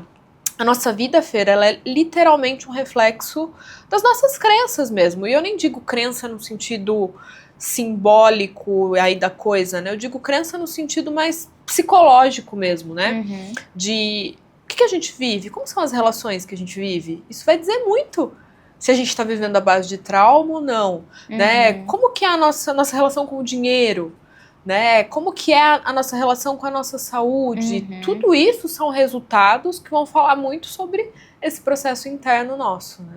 E é legal quando a gente parte desse ponto de que quais são os resultados que você tem na sua vida, e aí vale fazer um parênteses, um asterisco gigante, que resultado não é financeiro, né? Jamais. Mas resultados em todas as esferas. Porque existe um passo antes de a gente adentrar isso, que eu acredito que talvez, eu não sei se a palavra repertório cabe aqui, mas talvez seja um primeiro passo, porque o que eu vejo é que tem muita gente que está tão submersa em determinados ambientes que ela não consegue reconhecer que ela não tem resultado em determinada área. Né? Exemplo, Eu tenho uma família em que todos os membros da família têm obesidade. Eu não me reconheço enquanto uma pessoa que não tem resultado na saúde, porque o meu ambiente ele é todo assim. Então, para mim, esse é o normal. E aí eu não... o que acontece, né? Porque a gente também não tem como acelerar esse processo. A pessoa vai ter que passar por isso, né? Mas dá para dizer que um primeiro passo é a pessoa ampliar o repertório no sentido de ter contato com outras informações, com outras realidades, para que ela comece a enxergar as áreas da vida dela em que ela está defasada de resultado, digamos assim. Você sabe que aí você toca num lugar que é muito polêmico até, mas é muito importante, né, Fer? Eu penso que se a gente não tem saúde, a gente não tem sucesso. Né? Não existe isso de, não, mas eu virei um bilionário e tô vivendo aqui num grau de obesidade. Então você falhou. Ah, mas eu tive sucesso no meu trabalho, mas por isso eu perdi a minha saúde. Então você não teve sucesso no seu trabalho, né? Porque a relação que nós temos com nós mesmas determina o nível de comprometimento e de valor, de percepção de valor que a gente tem. Então, uma pessoa que não consegue dominar seus impulsos básicos ali, que é o que ela come, que é a relação básica dela ali do dia a dia com os familiares e tudo mais, ela não tem manejo nenhum, ela não tem domínio nenhum. Né? Então, isso é uma primeira percepção, né, que se a gente não tiver saúde, a gente não tem sucesso. Né? E aí entra isso desse contexto do quanto é normalizado quebrar a pessoa como se ela fosse uma pizza. Então, existe aqui a vida profissional, a vida religiosa, espiritual, a vida financeira, o trabalho, e a gente não é uma pizza. Acho que é a Carol Rasch que usa esse conceito e faz muito sentido, né? A gente não é uma pizza que dá para dividir a nossa vida em fatias. Então, é óbvio que se você não estiver bem ali na sua saúde, isso vai ter um impacto no seu trabalho e tudo mais. Se você não estiver bem ali com os seus hábitos, com a sua fé e tudo mais, isso vai impactar nas suas relações, na sua família, no seu casamento, né? E isso vai virando, às vezes, quase que uma crença de escassez, de não dá pra ter tudo na vida. Né? Então agora eu vou focar só no trabalho, e aí destrói o relacionamento. Então agora eu vou focar só na saúde, aí fica um obcecado, aquela pessoa que faz atividade física o dia inteiro, isso, aquilo outro, e quando vai ver, não trabalha mais, né? Quebra na empresa. Então eu acho que a grande questão é a gente entender esse equilíbrio, que não existe equilíbrio, mas esse segurar pratinhos, né, do o que é essencial para mim hoje, né? Dentro do que é essencial, quando a gente olha o que mais nos intoxica, Fer, hoje a gente já tem comprovações científicas, inclusive, que o ambiente nos molda mais do que o fator genético. E quando a gente fala de ambiente, é exatamente isso que você falou. Quais são os lugares que eu frequento? Quais são as músicas que eu escuto? Quais são os conteúdos que eu consumo? Quais são as conversas que eu tenho? Quando eu sento numa roda de amigas, o que é o assunto ali? É todo mundo falando mal do marido? É todo mundo falando sobre o quê? Né? Quando as pessoas ali que eu almoço todos os domingos, elas priorizam o quê? Né? Então, tudo isso vai ter uma influência em tudo na nossa vida, né? Nossa, isso de ambiente é aquela frasezinha clichê, mas tão verdadeira que o ambiente sempre vence, né? Sim. E é legal a gente tocar nesse ponto, fazer esse parênteses, porque isso que você trouxe é justamente como você pode construir o seu ambiente, né? Porque muitas vezes a gente olha e fala, poxa, eu tô com meu pai e com a minha mãe, não é um ambiente legal, né? O que eu vou fazer? Vou ter que necessariamente sair de casa? Ainda não posso sair de casa, ou até meu marido, de repente a gente se conheceu, a gente estava num lugar, eu, passei a estar num outro lugar e ele não tá nesse mesmo lugar, e aí? Então tem ambientes dos quais a gente consegue simplesmente levantar da mesa e sair. Tem alguns ambientes que não necessariamente, no ambiente da empresa, de repente você não tá num ambiente que realmente é favorável. Mas a gente consegue construir ambientes, né? Para talvez pelo menos equilibrar os pratos. Que eu digo que a gente consome de vídeo, de livro, na internet, enfim, equilibra. Eu penso que o limite físico é muito difícil. a gente estabelecer. A gente vai ter que conviver com pessoas, com situações, com ambientes que não nos agradam. Mas o limite psíquico a gente dá conta de construir. Né? E o ambiente psíquico entra um conceito que eu falo muito, principalmente em relação à família, quando a pessoa fala, ai, mas eu fico com a minha mãe, aí eu fico mal, porque minha mãe é muito pessimista, é muito isso, é muito aquilo. Eu falo, existe um conceito de distância saudável.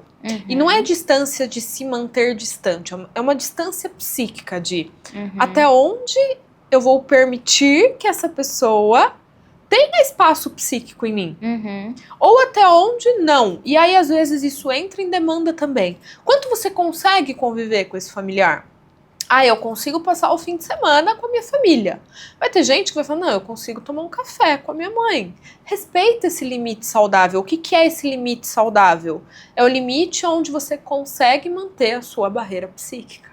Né? Ah, no ambiente de empresa, eu tenho que conviver todos os dias. Quais são as barreiras psíquicas? Aí entra até uma questão simbólica mesmo da coisa, né?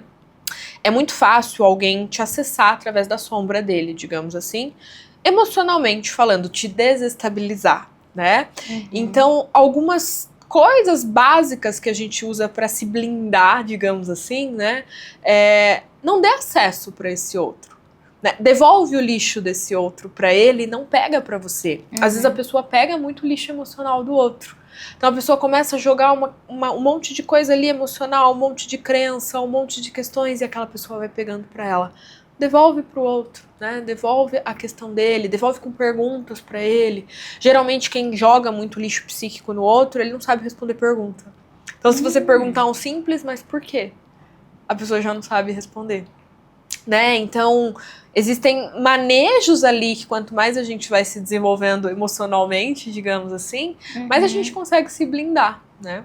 E interessante esse ponto que me lembrou de uma outra questão, falando até da minha experiência também, que eu acho que cabe aqui, que esse blindar, não, aí vou te dizer a minha percepção leiga e de quem tá passando pelo processo, você me diz se faz sentido ou não, tá? Esse se blindar, não quer dizer necessariamente não sentir ou não se permitir aquela emoção. Porque uma das coisas que eu recentemente também descobri em terapia é que eu sou uma pessoa que tem muita dificuldade de expressar emoções. Em algum momento da vida que aí a gente pode falar no off como que a gente chega nesse lugar para entender de onde veio, porque eu ainda não entendi. Em algum momento da minha vida eu entendi que eu não deveria expressar as emoções. Talvez tenha a ver com essa questão de ser forte, de ser exemplo, que foram algumas coisas que eu já identifiquei. Então eu não posso expressar. E aí, só que o problema disso é que não é só a expressão negativa, a emoção negativa, entre aspas, negativa, né? Porque eu também tô entendendo que não é negativa. Então assim, se você tá com raiva, você tem que se controlar. Se você tá triste, engole o choro. Aí a gente vai levando isso pra outras esferas. Então se você ama, não demonstra demais, porque senão, não sei o quê. Nossa, agora falando pra você, até acho que eu identifiquei uma das coisas. Eu cresci com a minha avó falando assim, o homem tem que amar mais que a mulher. Por quê? Porque a minha avó foi traída, né? Então ela carregou isso como uma forma de se blindar para não ser traída, né? E agora acabou de cair essa ficha que eu cresci ouvindo minha avó falar isso. Mas tem essa questão de que o se blindar não é você distanciar a emoção, não se permitir a emoção. Eu acho que isso talvez seja muito pior. Da minha experiência, o que eu percebi é que esse blindar as emoções, o que aconteceu é que a hora que o copinho encheu, né, que você comentou, transbordou. Eu comecei a ter um surto que eu falei, gente, quem é essa pessoa? Cara, assim, eu sempre fui reconhecida, digamos assim, por uma estabilidade emocional que eu sempre tive, que hoje eu vejo que talvez fosse muito mais eu ocultando as minhas emoções que necessariamente ser estável emocionalmente, mas eu sempre, né? E aí, de repente, a pessoa me fala um negócio que aciona um negócio assim em mim que eu não sei de onde vem, pra onde vai, o que aconteceu. Essa é a sua sombra. E dá sabe aquela coisa de gritar? Eu falei isso pro Pedro, falei, gente, tem coisa que você me fala que, cara, nem é uma coisa tão grave necessariamente, mas me ativa um negócio que dá vontade de gritar, chutar, pegar tudo, jogar, quebrar a casa inteira. Nunca fiz, tá? Só pra deixar claro. Não cheguei nesse ponto. Gritei.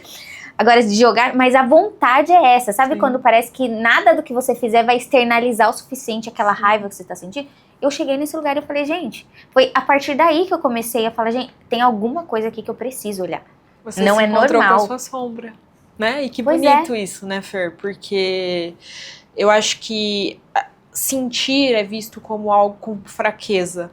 E precisa ser muito corajoso e muito forte para dar conta de sentir. Né? Eu sempre falo para os pacientes dentro do processo, eu falo, você é muito corajosa de estar aqui. Porque a maioria das pessoas prefere não sentir. A maioria das pessoas prefere não olhar para isso, não mergulhar nisso. Então, pelo contrário, se blindar é justamente o proteger o seu sentir. Né? E isso é quase que um ato de maturidade. Que é a gente falar, onde eu posso sentir? Com quem eu tô segura para sentir? Porque senão a gente começa literalmente a sangrar em muito tanque de tubarão. Você vai sentir numa mão errada, você vai sentir na mão de uma pessoa manipuladora, você vai sentir na mão de uma pessoa que vai te machucar mais ainda. Né? Então existem os contextos, e aí entra o que a gente começou falando, todo mundo precisa de terapia, em alguns momentos de vida sim. Porque terapia é aquele ambiente seguro, onde você consegue trazer clareza e elaborar tudo que você está vivendo, para você entender quais situações você está se colocando. Né? Será que eu não estou desprotegendo o meu sentir? Será que ali é seguro para eu sentir? Eu não sei você, mas eu já fui vulnerável em lugares que hoje eu olho e falo, por que eu me coloquei numa situação de tanta desproteção? Por que eu fui vulnerável ali com aquela pessoa, naquele contexto? Né? E aí quando a gente vai investigar esse porquê, porque de certa forma, em algum outro momento da minha vida, eu aprendi que eu tinha que ser vulnerável e que eu tinha que passar por uma questão ali. E aí eu saio replicando aquilo. Então, quanto mais a gente vai olhando para nossa história, mais a gente aprende a proteger esse nosso sentir. Né? E aí a entender, aqui eu tenho espaço, aqui eu me sinto segura. E esse aqui não tem nada a ver com o tempo de relação, com nada disso, mas é dentro desse contexto. Eu sinto que eu posso abrir essa questão, que eu vou ser compreendida, que eu vou ter espaço. E eu falava, quero te ouvir sobre vulnerabilidade. Essa palavra é interessante. Como... vou elaborar a pergunta aqui, vou trazendo o contexto, tá? Quando eu falo, por exemplo, de estar na internet, não sou eu, né? Muitas pessoas falam, você tá na internet, produzindo conteúdo e tudo mais, a gente fala muito da questão de ser vulnerável nesse momento de criar, né? De passar uma mensagem. Agora, você trouxe o ponto de que eu preciso entender em qual ambiente eu preciso ser vulnerável. Existem graus de vulnerabilidade? Então, tem a vulnerabilidade que eu trago para a internet, tem a vulnerabilidade que sou eu no meu casamento, tem a vulnerabilidade que sou eu na terapia, enfim, são vulnerabilidades diferentes. E outra coisa, o que efetivamente é vulnerabilidade? Porque também se confunde muito de ser vulnerável é chorar na frente de alguém, é chorar no vídeo, fazer vídeo chorando, fazer story chorando. Não necessariamente, né? A vulnerabilidade, ela tá na gente reconhecer que algo é frágil, é delicado, é uma zona ali desafiadora para nós. Isso é a vulnerabilidade. Agora, sobre o grau de vulnerabilidade, principalmente em ambientes que você está desprotegida, eu penso que é muito a gente entender sobre o que você suporta. Porque existem pesos que são insuportáveis para você lidar. E existem pesos que para outra pessoa uma mesma questão não seria. Então, você vai abrir que você foi traída pelo seu marido ali nas redes sociais. Algumas pessoas podem fazer isso com maestria e se sentir fortalecida através daquele movimento e fazer grandes feitos e fazer um lançamento a partir daquilo. Tivemos casos recentes, inclusive. Algumas outras pessoas, ao fazer isso, vão cair numa depressão, porque vão ser julgadas, vão ser comparadas, vão ser... Então, eu sempre acredito, Fer, esse sentido de vulnerabilidade, que é o que você suporta lidar. Eu sou muito discreta nas redes sociais, né?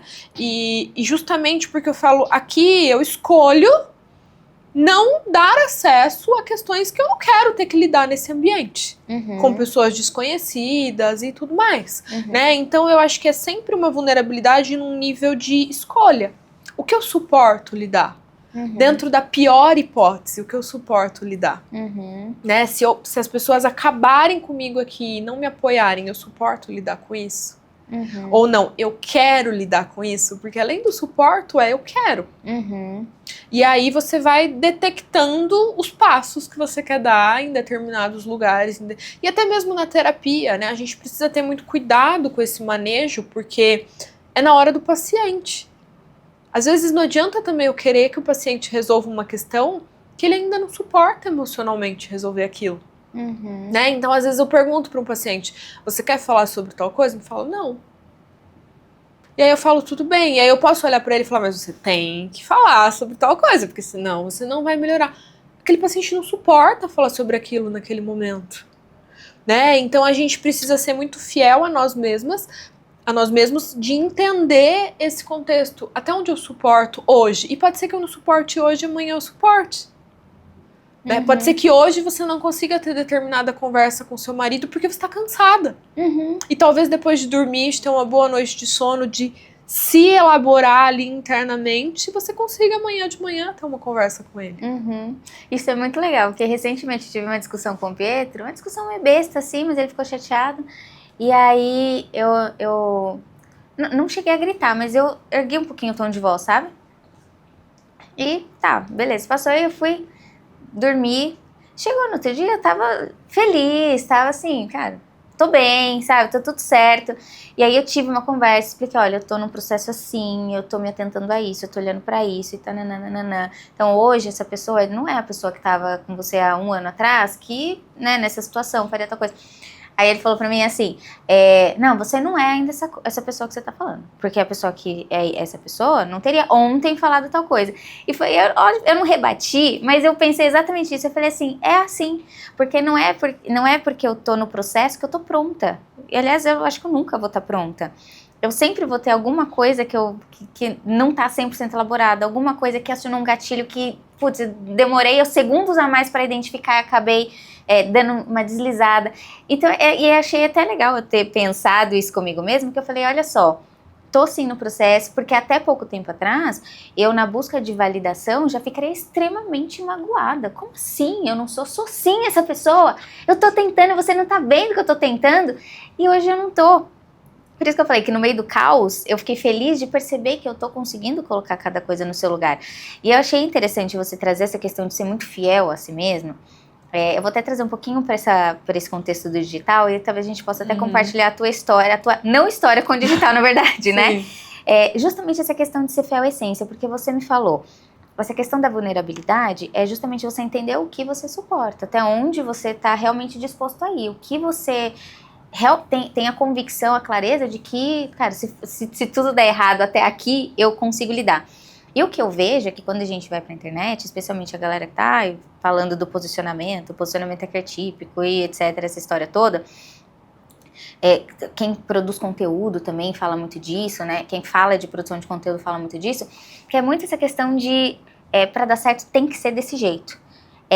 Essa formatação que funciona. Então, se não funciona pra você, ou você não vai pra internet, você não vai ter resultado nenhum, esquece, não é pra você, ou você necessariamente vai ter que se formatar. E eu tenho defendido o caminho do meio. Eu realmente acredito que talvez a nível de escala, pode ser que realmente você alcance um teto por não abrir mão de algumas coisas. Mas não dá pra dizer que você não vai ter resultado se você não necessariamente seguir. Você tem que fazer a polêmica, você tem que se vestir assim, você tem que ter o arquétipo tal, você tem que falar de tal coisa. Eu não acredito nessa linha. Principalmente pelo fato de que se eu falo de posicionamento, e o princípio básico de posicionamento é você ocupar um lugar único na cabeça de alguém, você ter essa, né, você ser a pessoa que ocupa essa caixinha ali, seu top of mind, quer dizer, isso passa por diferenciação, isso passa, o ser único, não tem como eu ser único se eu tô aplicando exatamente a mesma coisa que tá todo mundo fazendo, então assim, é ilógico, né, e o principal é que eu coloquei na minha bio, assim, ó, posicionamento com identidade, porque se não tem, na minha concepção hoje, quando eu olho para posicionamento, inclusive essa é uma das razões pelas quais eu parei de vender tudo, curso, mentoria, tudo que eu tinha, eu parei de vender porque eu falei, cara, eu olho pro conteúdo que eu tava produzindo e não corresponde mais à forma como eu entendo o posicionamento hoje. Porque pra mim, dado o processo que eu estou vivendo há 2 anos, pra mim não faz nenhum sentido eu te falar que o conteúdo tem que ser assim e tem que ser. E se você precisa que eu te fale exatamente como tem que ser, você também não tá pronta pra essa conversa, sabe? Pra eu conseguir te ajudar, você vai ter que ter clareza de algumas coisas para que a gente consiga chegar juntas naquilo que é seu. e que vai fazer sentido também para a pessoa que vai comprar de você. E aí é isso que a gente traz. Então, passa por esse processo de o que é seu, o que tá aí dentro, o que te brilha os olhos, o que faz... Sabe aquela coisa que te dá um quentinho no coração quando você fala? Aquela coisa que a gente pode passar horas falando, eu aqui falando do Yang, você pode passar de noite falando sem parar? Não que é a minha área de especialização, mas é um assunto que me interessa. Então, isso pode ser um diferencial meu. Por quê? Porque é meu. É aquela coisa que vem da minha essência, da minha identidade, aquilo que realmente me brilha os olhos. Como que estrategicamente eu trago isso para minha comunicação? Essa tem sido a linha que eu tenho hoje pensado, e eu estou maturando a forma de criar, talvez, né, uma metodologia. Ainda tô em crise com essa palavra metodologia, porque eu falo, se é algo tão individual, será que dá para ter uma metodologia para algo que tem que ser tão individualizado, né? Tô nessa crise ainda, tô materializando, mas... é exatamente esse ponto. E aí eu falei da tua não história com o digital, porque você abriu mão de buscar uma escala na internet, exatamente porque você entendeu que aferia alguma coisa que são valores seus, da sua essência. E aí eu quero te ouvir sobre esse contexto da internet e um pouquinho da tua história também. Eu tive que ressignificar muita coisa ao longo desses últimos anos. É claro que a gente precisa da internet, né, Fer? Hoje, 98%, 95% dos pacientes novos que chegam, digamos assim, vêm da internet e tudo mais, né? Mas eu acredito que a gente precisa sempre se manter muito firme ao que a gente acredita, porque senão a gente não sustenta. Né? Perfeito. E quando a gente fala de questões ali de saúde, de processo terapêutico, tem questões muito pessoais envolvidas, questões muito individuais envolvidas, e a gente tá falando sobre algo que, na minha opinião, é uma das coisas mais... a vida da pessoa, né? Então eu acredito que as pessoas, depois que a internet começou a acontecer e que todo mundo ganhou voz ali, as pessoas perderam um pouco de responsabilidade sobre o que se fala. É verdade. Então eu posso muito bem ir lá e gravar um Reels e falar pra pessoa, você mulher que tá passando por isso, vai embora agora dessa casa. E aí eu destruo um relacionamento com alguém que tá vulnerável ali e... diante de uma situação que às vezes não tem nada a ver com isso, às vezes é um contexto dessa mulher que interpretou errado, que...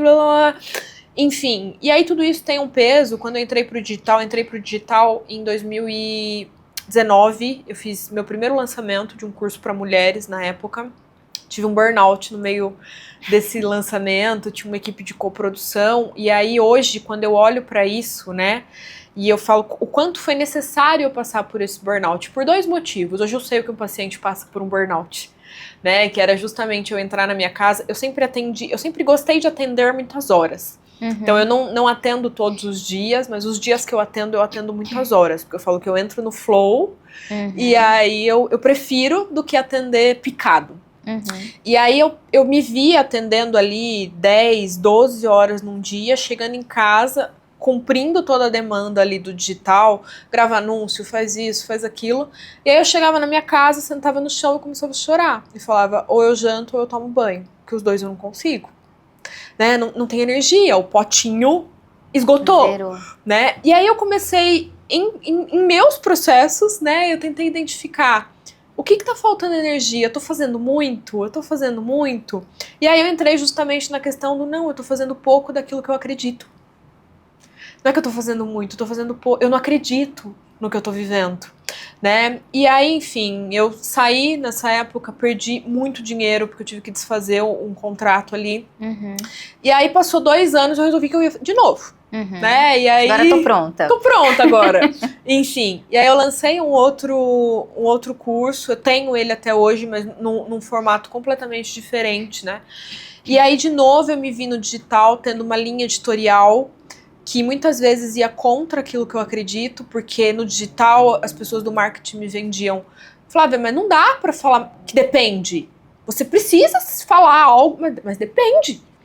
Né? E aí isso começou a me conflitar muito, era um curso de autoconhecimento feminino também, e era um curso muito profundo, e aí eu via, às vezes, anúncios que eu tinha aqui gravado, tipo, vem pro meu curso que você vai melhorar a sua depressão. Eu falava, cara, não vai? Vai, no meu curso, no máximo, ela vai entender um pouco mais sobre arquétipos, ela não vai melhorar a depressão dela. Eu não vou falar isso. Às vezes essa pessoa, o único recurso que ela tem é esse dinheiro que ela poderia estar investindo num psiquiatra, que ela poderia estar investindo numa consulta comigo. E ela vai gastar isso na ilusão de que assistir ali algumas aulas vai curar ela, e não vai, né? E aí isso me conflitou, e aí quando eu entrei em contato com tudo aquilo, com aquela coisa, eu acho que o que mais me pegou ali foi o momento de criar a promessa.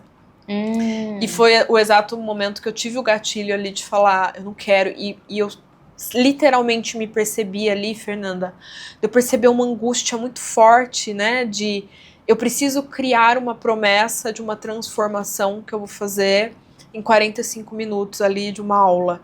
E aí eu olhei e falei, mas eu não posso dizer que eu vou fazer essa transformação. Ah, mas você não dá conta disso? Não é sobre dar conta. Eu dou conta, mas aquela pessoa que vai estar assistindo, eu não sei. Eu não sei a história dela. Eu não sei o que ela carrega. Eu não posso, né?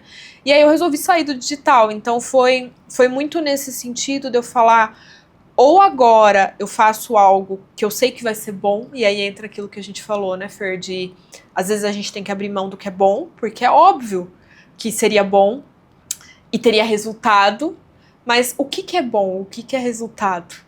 Né? Como seria para mim dormir todos os dias olhando para aquilo que tá sendo feito? Né? Como seria para mim lidar todos os dias com esse resultado? Então eu acho que foi nesse sentido. Não descarto o digital de maneira nenhuma, mas eu falo que enquanto eu não descobrir um caminho onde eu enxergue 100% de verdade no que eu puder entregar, na promessa que eu puder entregar ali, eu vou me manter só no atendimento clínico mesmo. Sabe o que você falou agora? Me lembrou uma frase que eu falei num vídeo uns tempos atrás. Saiu espontaneamente e depois eu meio que tomei isso como um jargão meu, que é pior do que você incorporar o personagem, né, seguir a estratégia e não ter resultado, é você incorporar o personagem e ter resultado. Acho que é muito pior. Porque você vai ter que lidar com o peso de, cara, deu certo, mas não tô convicta disso. Não acho que essa pessoa vai ter o resultado que eu tô prometendo. Eu vou ter que agora todos os dias, em todos os stories, em todos os vídeos, tá com essa roupa, com esse cabelo, falando desse jeito, com essa estrutura. Cara, é um peso que se não tivesse tido resultado, eu acho que o peso seria menor, sabe? E eu tenho me apegado muito a isso. Mas você sabe, Fer, que isso vale pra tudo. Por exemplo, eu defendo muito, dentro do que eu estudo mesmo, né? Eu defendo muito rotina e estilo de vida como um pilar muito importante da saúde. Mas eu tomo muito cuidado até nessa defesa. Porque é muito fácil eu chegar numa rede social e vender que a minha rotina e o meu estilo de vida verdade. são funcionais para a saúde de todas as pessoas. Então, se você tiver uma rotina igual a minha, onde você acorda todos os dias, raspa a língua, faz sua oração, blá, blá, blá, blá, eu te garanto que você vai ter saúde. Mas, pera lá, às vezes isso não funciona para você. Às vezes a sua rotina, ela precisa ser adaptada para você. Então, quando a gente fala sobre tudo que eu falo, né, que é saúde emocional e espiritualidade, a gente tem que entender o que funciona para você. Eu brinco que meus pacientes, eles pegam muito no meu pé, às vezes, com questão de religião. Né, os pacientes têm uma curiosidade muito grande pela vida do terapeuta, né? Isso é muito comum e eu abro muito pouco a minha vida, porque isso influencia no processo terapêutico, né? E aí às vezes eles falam, doutora, me conta qual que é a sua religião. Eu falo, qual que é a sua religião? Ah, eu sou católica. Eu falo, então hoje eu sou católica. Ah, eu sou evangélica. Aí o paciente controlador quer morrer, né? E aí eu falo, hoje eu sou evangélica. E às vezes eu brinco, né? Eu chego em casa, eu falo, hoje eu tive que me moldar a fé daquele paciente, porque o que importa ali é ele, né? Então é sobre a vida daquele paciente, é o que faz sentido pra ele, o que vai fortalecer a saúde dele. Adianta eu virar e falar uma prática minha? Não vai fazer sentido naquele paciente, né? Então a gente tem que tomar cuidado, porque até isso, a internet vende verdades absolutas, onde o que eu faço é o certo e o que eu faço é o certo pra mim. Pra minha saúde, isso aqui funciona. Eu posto às vezes coisas da minha rotina e tudo mais. E aí o pessoal vem e me pergunta às vezes, né? Receita pra mim, né? Eu posso tomar isso? Eu falo, não vou te receitar. Isso daqui foi feito pra mim.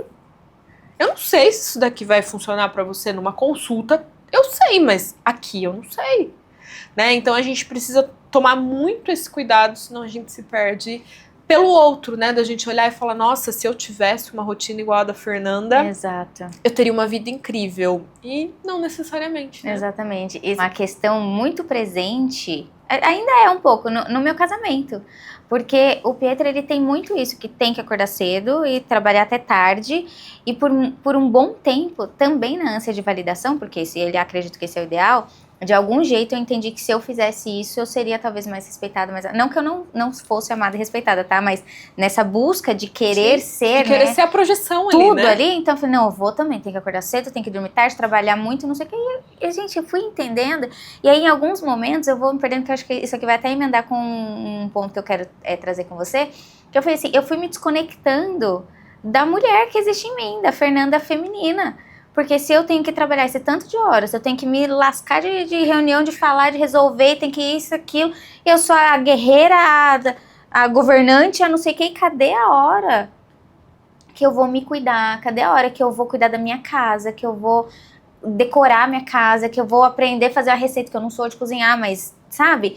Não sobra tempo pra querer fazer isso. E você sabe quando que eu comecei a perceber isso? Foi numa conversa que eu tive com um amigo, que foi o pastor que fez o nosso casamento, já veio aqui, Ismael, uma conversa que eu fui ter com ele, e ele falou pra mim assim, com todo cuidado do universo, que é o Edinho que fala assim, nossa, Ismael, você faz uma pergunta de 30 segundos, é 45 minutos pra ele responder, porque ele toma todos os cuidados do mundo, assim, pra fazer uma construção e tal. E aí, com todo cuidado do mundo, ele falou assim, em outras palavras, ele falou, Fê, você tá ficando feia.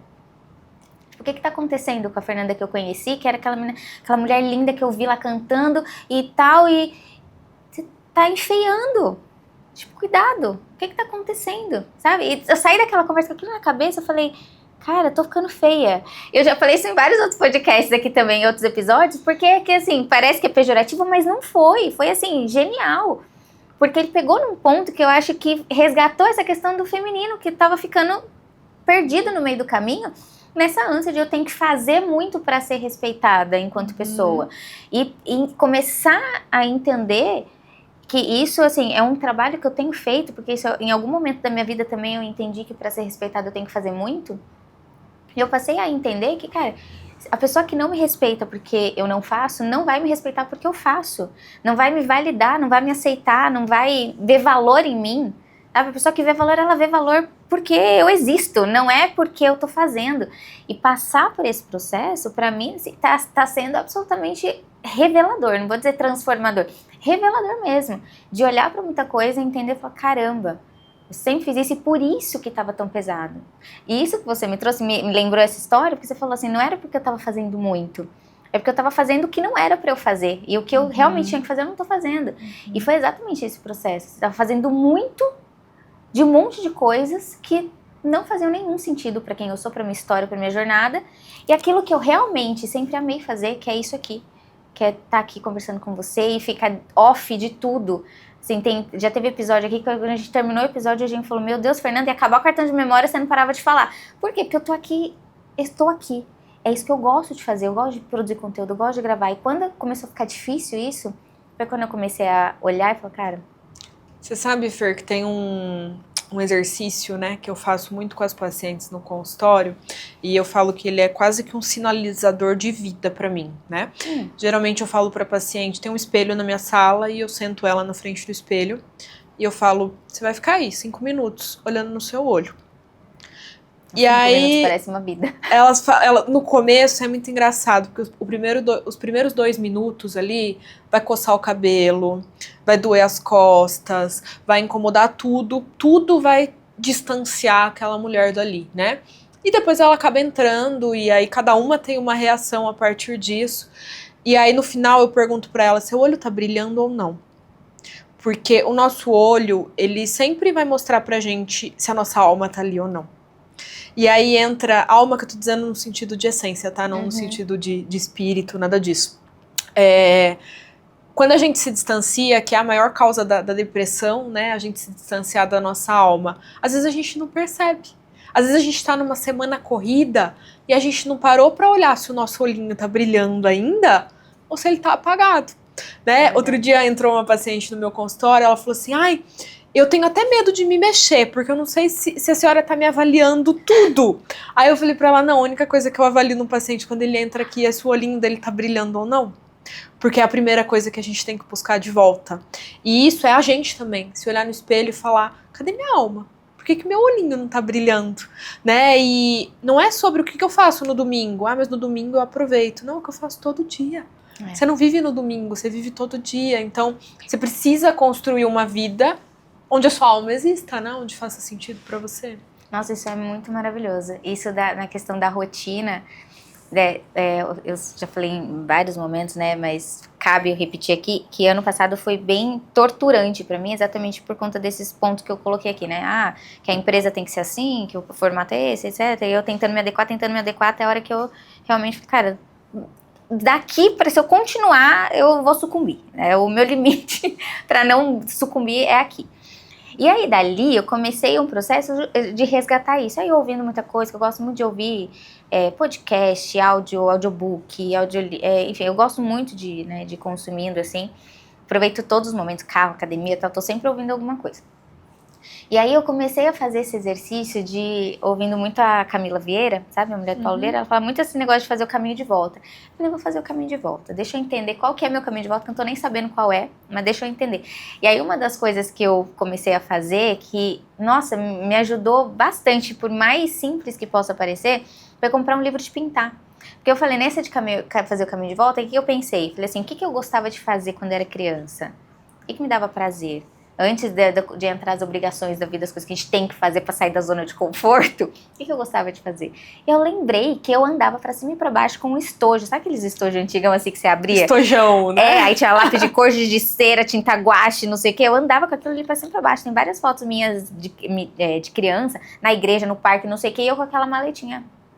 Nas fotos, eu falei, cara, eu sempre gostei de pintar. Cheguei a fazer curso de desenho uma época e tudo mais. E aí, isso, olha aqui, assim, algo que parece tão simples, né? Pra mim foi trazendo tanto, foi resgatando tanta coisa que eu falei, olha só, eu gosto de pintar. E eu gosto de fazer, e eu escolho, eu vou fazer uma combinação complementar, vou fazer uma combinação, esqueci a palavra, meu Deus. Enfim, vou fazer depois análoga ou complementar nessa pintura. Se é complementar, eu já escolho as cores que eu vou. E assim, aquilo me dá, eu gosto de fazer aquilo, isso me despertou.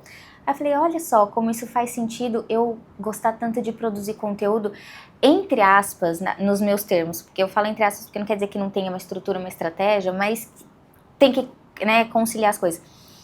No final, eu tô falando de arte. Eu tô falando de criar. O seu processo criativo. Né? Exato. E eu falei, por que eu me vi tão sem rumo para produzir conteúdo por um ano inteiro? Porque a parte criativa me foi podada. Porque para seguir a estratégia, o que você está criando não serve. Foi assim que chegou para mim. Eu não estou dizendo que necessariamente foi isso que me falaram, mas foi assim que eu entendi. Não, para ser estratégico para vender, você quer fazer 7 dígitos? A estrutura é essa aqui, esquece criar. É isso aqui, pronto, acabou. Não precisa. O ChatGPT te dá o texto, você só lê. É só a sua cara, sabe? Sua alma não precisa estar ali, é só seu rosto. E aí eu fui entendendo, falei, caramba, é isso. Então eu preciso agora então encontrar formas de ir retomando o meu processo para deixar aquilo que está dentro de mim florescer. E aí na terapia, uma vez, há um tempo atrás, fazendo terapia, ela falando para mim, Fernanda, você precisa parar de estudar. Para de estudar. Você já sabe um monte de coisa. Olha o tanto de coisa que você já me falou. O que mais que você tá querendo saber? Você tem que agora só executar. E eu falei, mas eu não consigo executar, não consigo pôr pra fora. Mas era isso. Porque eu entrei nessa noia de que tinha o formato certo e a minha essência não servia para aquilo. E isso foi, assim, tão prejudicial para mim. Eu tenho aberto isso muito aqui, porque eu tenho conversado com várias pessoas que estão num processo parecido, sabe? E nem todo mundo tá tão consciente de si para tomar a decisão que você tomou e falar assim, eu vou continuar usando o digital para o consultório. E enquanto eu não encontrar uma forma de trazer o que eu realmente acredito para um produto, para um infoproduto, eu não vou fazer. Né? Nem todo mundo tá assim, porque, como disse o Renato no episódio passado, ele falou assim, a internet não é encantadora a palavra que ele usa, é sedutora. A internet é sedutora, porque o quanto você quiser ganhar de dinheiro, você pode fazer, se você seguir determinados moldes. Mas a que preço? A que custo? Né? Ao custo de você se perder da sua essência. E olha quão traumático é isso, né? Você sabe, Fer, que você contando agora a sua história com a pintura, eu me lembrei, você tá numa fase ali gostando muito de Jung, né? Eu me lembrei de um episódio onde foi logo depois da separação de Freud e Jung e tudo mais, e Jung explodiu ali, né, na época, e aí foram muitas televisões atrás dele, na casa dele, para tentar entrevistá-lo e tudo mais, televisão, jornal, nem sei ao certo, enfim. E aí chegaram lá. E aí quando chegaram lá, ele tinha um lago na casa dele, tem até hoje isso lá, né, a casa dele e tudo mais. E aí ele tinha um lago e ele estava sentado na beira do lago, jogando pedrinhas na água. Tem até algumas fotos disso, se você pesquisar na internet. E aí os repórteres chegaram e falaram, como assim? A gente imaginou que ia chegar aqui e você ia estar pesquisando, estudando. E aí ele falou, não, é aqui, é assim que eu estimulo o meu processo criativo. É aqui que eu chego nas maiores conclusões. E ele tinha esse hábito, né? Ele tinha uma torre, ele construiu uma torre. E é muito famoso isso, eu brinco muito com as minhas alunas, eu falo, tô indo pra torre, gente, me deixei na minha torre, né? E ele construiu uma torre que era um lugar justamente para ele ir e ficar em processo criativo, e ficar quieto, e ficar sem estímulos, e em simplesmente se conectar com ele mesmo para que ele pudesse sentir de novo vibrar o processo criativo, porque principalmente quando a gente fala da mulher, a mulher, Fer, ela só funciona se ela estiver descansada. E o descansada não é essa mulher não fazer nada, mas é essa mulher ter prazer de viver. Se essa mulher não tiver prazer de viver, ela não cria. Ela não engravida. Quantas e quantas mulheres falam, tô tentando engravidar, eu não consigo. Eu falo, você precisa descansar. Se você não descansar, você não vai engravidar. Porque uma mulher sobrecarregada, uma mulher cheia de informação, uma mulher, ela não tem processo criativo. Né? Então, o tempo todo a gente se observar e falar, onde é o meu descanso? Para algumas pessoas vai ser ficar sentada sem fazer nada, tomando um vinho no sofá. Para algumas pessoas vai ser pintar, vai ser... Enfim, onde é o meu descanso? É para ele que eu preciso voltar. Uhum. E legal você ter puxado isso, porque aí tem um ponto que eu quero te ouvir sobre, que em algum momento aqui você deu uma pitadinha e eu fiquei curiosa de te ouvir sobre, que é essa questão da energia feminina. Que é outra coisa que tá virando carne de vaca, é esse negócio de energia masculina e feminina, né? Assim, das coisas mais bizarras, as mais superficiais para, enfim, defender argumentos, assim, pífios, na minha opinião, né? E eu quero te ouvir um pouquinho sobre isso. Falou, a mulher precisa estar descansada. Como que é esse processo? Eu preciso... Porque, pra gente ser muito realista, esse descansar, se o descansar for necessariamente você ficar sem fazer nada, talvez você não encontre esse momento, a depender do momento de vida, né, do contexto dessa mulher. Como que é esse processo de se conectar com essa energia feminina, de achar qual que é esse descanso? Fer, a energia feminina, digamos assim, né, ela é a nossa essência. Ela nada mais é do que a nossa essência, assim como nós temos essa energia masculina também dentro de nós, ela é importante, senão a gente não levanta da cama, né? Mas quando a gente volta para a nossa essência, o que é esse descanso? Porque às vezes a pessoa fala assim, mas eu não consigo ficar sem fazer nada. Mas quantas vezes a gente não ficou sem fazer nada e ficou mais cansada ainda? É verdade. Porque não descansou. Então, o que descansa é o que preenche a nossa alma. Né? Quando a gente fala sobre energia feminina, a gente fala sobre um processo que é como se fosse uma gestação mesmo. Né? O que é uma gestação? É o maior processo criativo do feminino. Né? Porque você vê um bebê antes dele nascer? Não. Você não vê. Então não é sobre eu vou me montar numa imagem feminina. Não, é um processo gestacional. Então eu vou sentindo o mundo, eu vou me sentindo, eu vou me observando e aquilo vai acontecendo até que uma hora nasce. E aí você mostra a sua criação para o mundo, que é o que você quiser criar, desde uma criança até um projeto, até um bolo, enfim. Mas é muito importante que essa mulher se conecte com esse sentir, né? Quando a gente fala de energia feminina, a gente precisa entender que até essa nova onda desse estereótipo da energia feminina machuca e fere a energia feminina, porque ele entra num padrão de a mulher tem que ser algo. Não basta ela ser mãe, ela tem que ser uma ótima mãe. Não basta ela ser esposa, ela tem que ser a melhor esposa. Não basta ela ser bonita, ela tem que ser a mulher mais bonita de todas. E aí essa mulher nunca tá pronta. Ela nunca tá pronta, ela tá sempre buscando ser algo que ela não é. Que ela não, e aí nisso ela não descansa. Ela não cria, ela não enxerga beleza nas coisas, ela não para. Quantas vezes a gente passa por um caminho todos os dias, a gente nunca parou para observar aquele caminho, porque a gente tá no piloto automático. E aí o feminino, ele é como se fosse um elástico. Eu falo que ele vai puxando, puxando, puxando, e chega uma hora que ele explode. Né? Que é essa mulher precisar se conectar de novo com ela. Então, quero me conectar com a energia feminina. Às vezes chega gente lá no Instagram, quero me conectar com a energia... Eu falo, volta a sentir. Volta a sentir, né? Silencia, aquieta, vai para sua torre.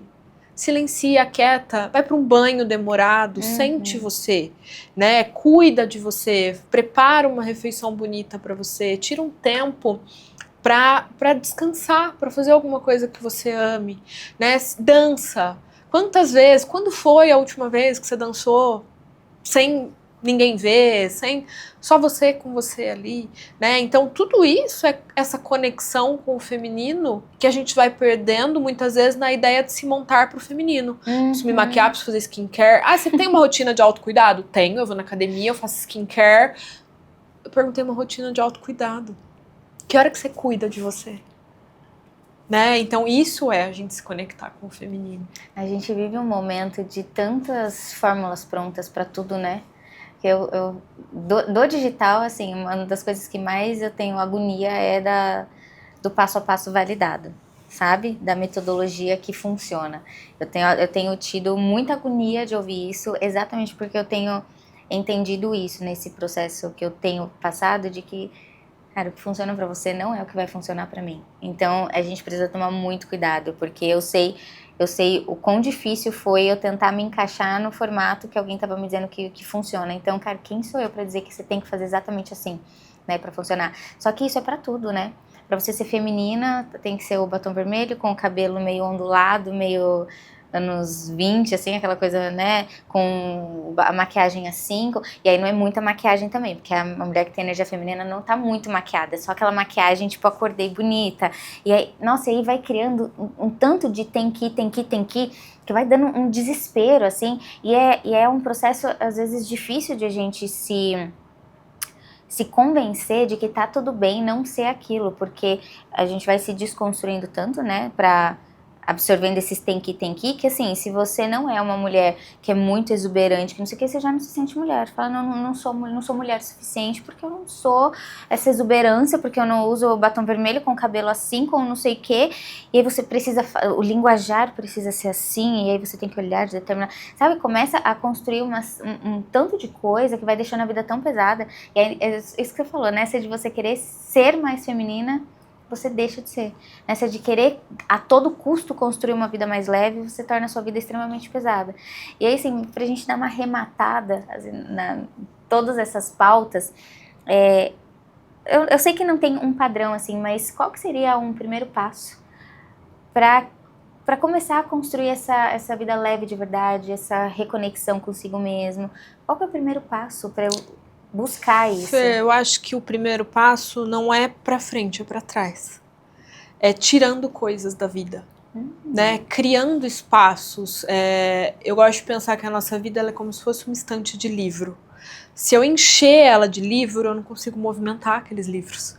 Então eu preciso começar a criar espaços, eu preciso começar a criar pausas, eu preciso começar a criar momentos para eu entrar em contato com as coisas, para eu avaliar como eu me sinto diante das coisas, né? Pra gente às vezes a gente precisa se avaliar no dia a dia. Esses dias eu coloquei a mão no peito e fiz assim.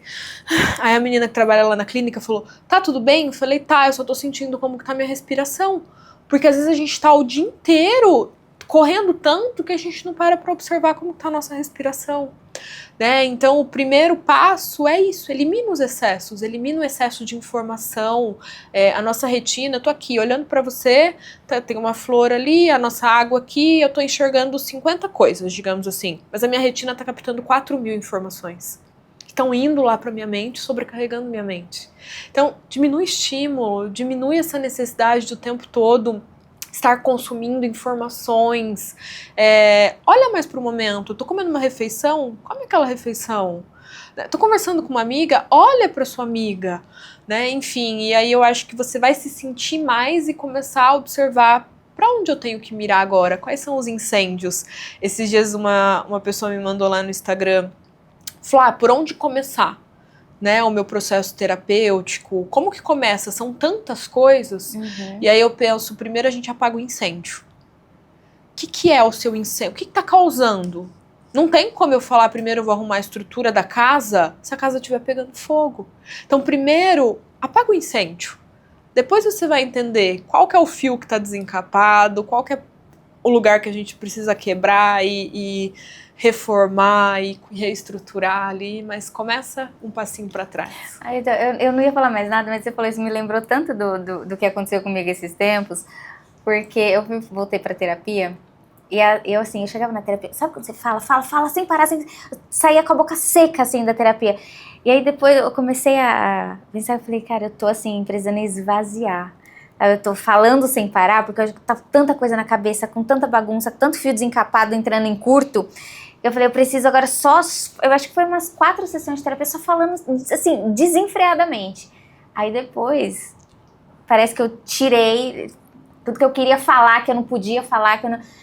Tirei, aí eu comecei a entender algumas coisas, eu comecei a enxergar algumas coisas, isso de abrir espaço, tem isso, né, talvez de tirar, mas acho que tem uma questão física mesmo também, não tem? Te ouvi disso e a gente vai meio que arrematando, mas do físico efetivamente, então... de tirar a peça do guarda-roupa que você não usa mais, de tirar coisas de casa, de fazer uma limpeza naquele quarto da bagunça, esse tipo de coisa também entra nesse processo. E aí entra naquilo de uma vida ordenada, né, Fer? É muito difícil organizar a minha mente se eu estiver no meio de um monte de informação. Hoje eu sou muito pouco consumidora de rede social, digamos assim, né? Mas eu tenho um número na minha cabeça e eu não deixo passar daquele número de pessoas que eu sigo. Por quê? Porque senão eu vou consumir muito. Eu vou consumir muito e aí aquilo vai me esgotar muito, meu cérebro vai exigir muito e eu vou consumir muito de coisas que talvez não me interessem ou que mais atrapalhem a minha vida, mais vão atrapalhar a minha vida do que vão me preencher. Então eu falo que uma vida ordenada, e aí entra a rotina também e tudo mais, ela vai poupar alguns processos de ansiedade, né? Se o seu armário está ordenado, você já acorda dando sinais para o seu cérebro de clareza. Se você chega na sua casa, ela tá um caos, a pia cheia, você já vai mandar sistemas ali de alerta pro seu cérebro. Isso que você falou de chegar falando, né, na terapia, é muito interessante. Acho que faz umas 2 semanas chegou um paciente lá pra mim, ele vai uma vez por mês lá no consultório, e aí ele chegou e falou assim pra mim, eu ia desmarcar hoje, porque eu não tenho nada pra falar. Aí eu falei, se você não desmarcou é porque você tem. Aí ele pegou e deu risada e entrou na minha sala e sentou. E aí no que ele entrou na minha sala, ele sentou e ele ficou uns 12 minutos em silêncio. E aí ele olhou pra mim, ele olhava e falava assim pra mim, fala alguma coisa. Aí eu falei, não, sua sessão, quem fala paga. Eu falei pra ele. E aí ele deu risada e aí no final ele falou pra mim, nossa, eu tava um pouco incomodado com o silêncio. Eu falei, não, talvez seja a primeira vez que você se permitiu ficar em silêncio com você. Né? E às vezes nessa ânsia que a gente tem de falar, de resolver, de estudar mais, de buscar mais conhecimento e tudo mais, a gente não tá querendo se ouvir, a gente não tá querendo parar. Então existe muita riqueza também, não vou parar, não vou comprar mais roupa, eu vou organizar o meu armário e tirar as roupas que eu não uso dali. Né? Não preciso de uma casa maior, preciso desocupar espaços nessa casa que talvez eu nem frequente. Né? E aí com isso vai sobrando espaço pra gente conseguir transitar na nossa vida, nos nossos desejos e tudo mais. Nossa, que maravilhoso. Por mim, a gente marca outro podcast pra gente falar mais só da parte de arquétipos. Só de arquétipos, vamos falar. Vamos combinar? Porque essa outra parte, assim, acho que casa muitos assuntos. Sim.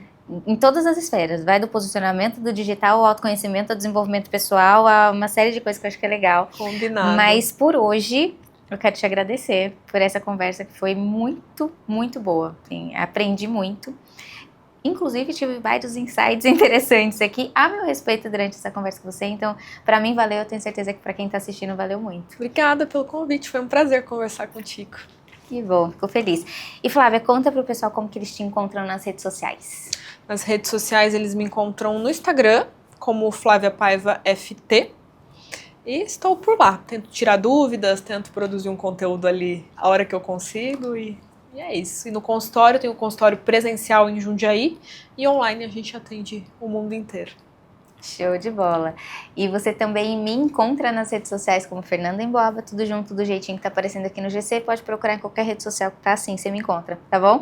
E por aqui, neste canal, todas as quintas-feiras, às 19 horas, tem um novo episódio do Fernanda Emboaba Talk Show. Por aqui tem alguns outros programas também, outros vídeos, mas a gente vai sempre passar por esses temas, tá? Você chegou até aqui, você entendeu? E quando eu falo de posicionamento, eu não tô falando de digital, eu não tô falando da cor da roupa e muito menos da paleta de cor do feed, né? Eu tô falando de um processo em que você ocupa o lugar que você precisa ocupar. E para isso, a gente precisa sim passar por desenvolvimento pessoal, por autoconhecimento, para que aí sim, quando a gente for pensar estratégia de comunicação, a gente fale da roupa, da comunicação não verbal, do cabelo e de outros elementos, mas tudo vai partir da essência da identidade. Por isso que eu acredito que esse episódio de hoje foi tão especial.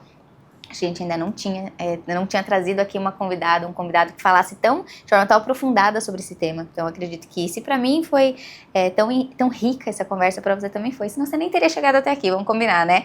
Então, vamos fazer o seguinte. Além de você colocar na sua agenda que quinta-feira às 19 horas da próxima semana tem um novo episódio, você está inscrito no canal? Se não está inscrito, já se inscreve, né? Deixa o seu like também, ativa as notificações, porque se você não colocar na sua agenda, o YouTube te avisa quando sair um vídeo novo por aqui, tá bom? Eu te vejo na próxima semana.